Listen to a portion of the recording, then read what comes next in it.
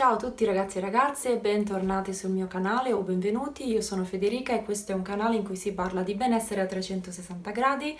Ora stiamo parlando di come guarire dall'acne naturalmente e l'argomento di oggi è l'acne ormonale.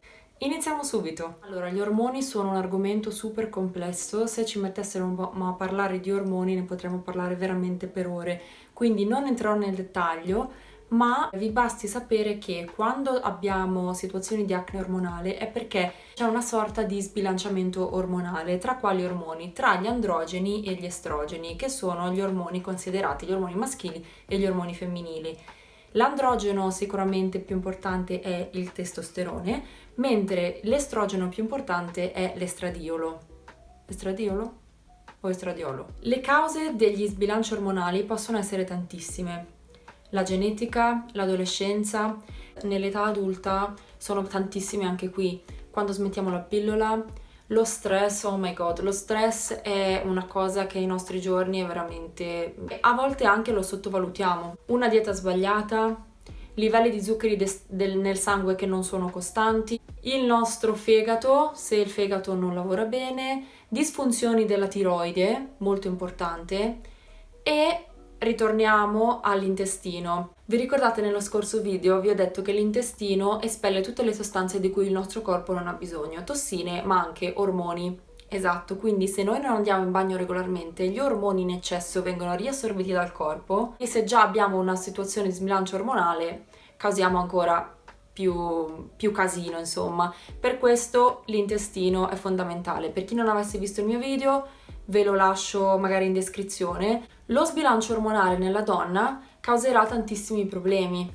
come acne, obesità, calvizie, crampi mestruali molto forti, che sono tutti anche sintomi dell'ovaio policistico, di cui però faremo un video a parte. Irsutismo, ritardi nel ciclo mestruale o anche un ciclo mestruale più breve. Ma quali sono i miei consigli per cercare di bilanciare i nostri ormoni naturalmente?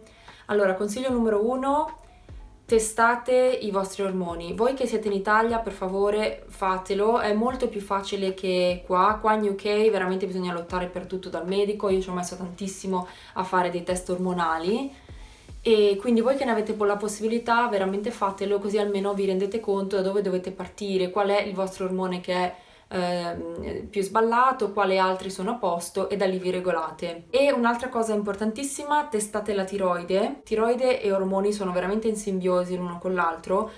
Magari certe persone non sono neanche consapevoli del fatto che hanno una disfunzione tiroidea, di cui le più importanti sono ipotiroidismo e ipertiroidismo, quindi check della tiroide.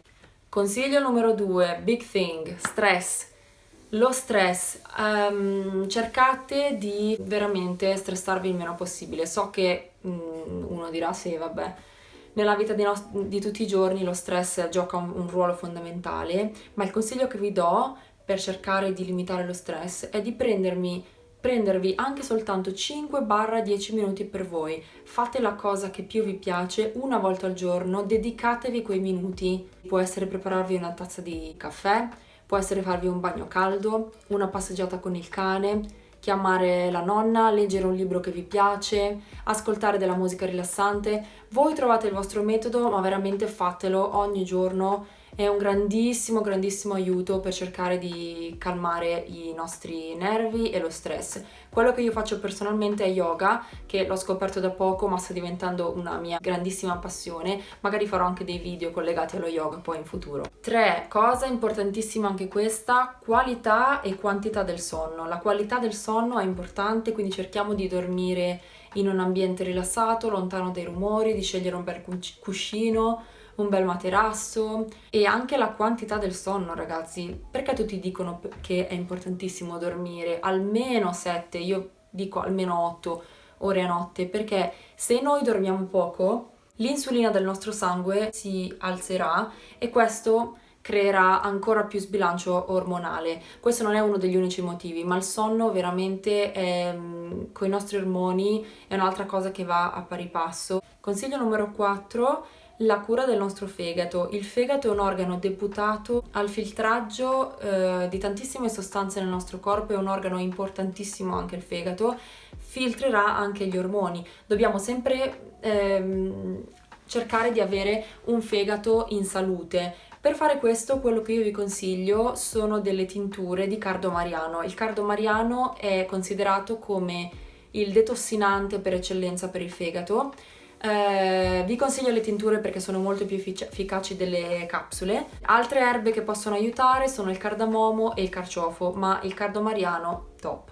Consiglio numero 5, dieta. Sulla dieta farò un video a parte. I punti fondamentali che bisogna ricordarsi sono latticini. Bere latte e mangiare latticini ormai lo sappiamo tutti, è come veramente bere ormoni. È inutile che entro molto nel dettaglio. Cerchiamo di cambiare su scelte plant-based come yogurt di soia, latte di mandorla, latte di riso, latte di avena. Ce ne sono in commercio veramente tantissimi, quindi non abbiamo più scuse che siate vegani o non. Limitare gli zuccheri, prediligendo gli zuccheri della frutta, magari un pochettino di miele, ma veramente tagliare tutte le dolcettini, schifezzine, anche farine raffinate. Poi ovviamente non è che non potete più mangiarle, così come anche i latticini, però veramente cercate di ridurre tutto al minimo.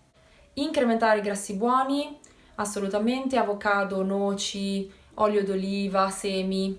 E il caffè. Il caffè è una tricky one perché io stessa sto sperimentando. Ci sono degli studi che dicono che il caffè e gli ormoni siano legati e che quindi chi ha problemi ormonali dovrebbe non consumare caffè o ridurne il consumo. Io sto provando con il caffè d'orzo arricchito con la cicoria e all'inizio facevo un po' fatica, ma adesso mi ci sto abituando e devo dire che lo trovo anche molto buono.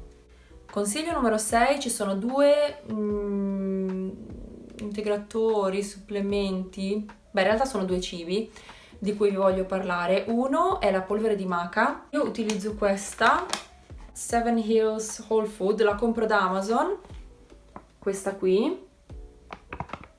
L'ho pagata forse 10 pound e mi è durata, cioè ce n'è ancora a metà e la sto usando da 3 mesi. Ne basta veramente un cucchiaino al giorno e ci sono degli studi che confermano che la maca powder veramente ci aiuta a bilanciare gli ormoni. Io personalmente la metto nel porridge la mattina, normalmente, o a volte mi faccio una specie di cappuccino di maca. Se siete interessati poi magari scrivetemelo nei commenti e possiamo fare un video dedicato alla maca e come usarla in cucina. L'altro cibo, cioè in realtà è un tè di cui vi voglio parlare, è il tè alla menta romana, non la menta normale però attenzione, la menta romana.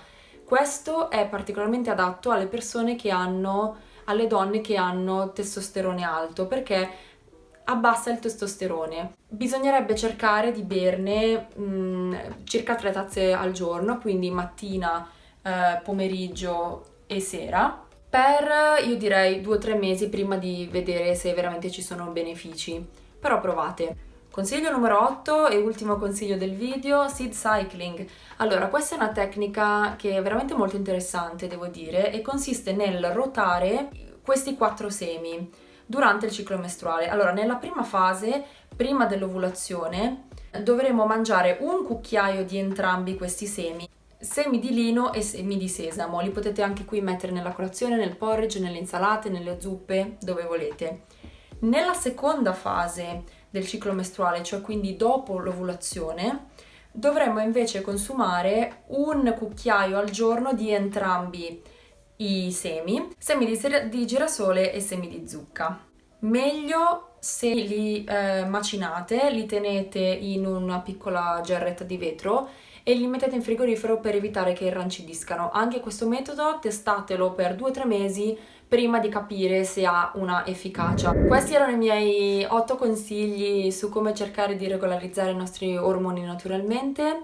Ci tengo a dire una cosa, ovviamente non è che se fate una di queste cose funzionerà. Tutto quello che vi ho detto deve andare in simbiosi, ci deve essere una sincronia, non è che noi possiamo prendere maca powder tutte le mattine e poi ammazzarci di yogurt e latticini e pensare che i nostri ormoni andranno a posto, perché non è così che funziona. Le cose arrivano step by step, ma dobbiamo concentrarci e intraprendere veramente un percorso che deve diventare uno stile di vita, dobbiamo approcciarci a uno stile di vita e farlo per noi stessi e per guarire se abbiamo acne, disturbi ormonali. Io spero davvero che questi consigli vi siano utili, lasciatemi un commento se volete delle maggiori informazioni o volete farmi delle domande, mettete un like a questo video, attivate la campanellina delle notifiche, iscrivetevi al mio canale se non vi siete ancora iscritti e nel prossimo video parleremo di dieta.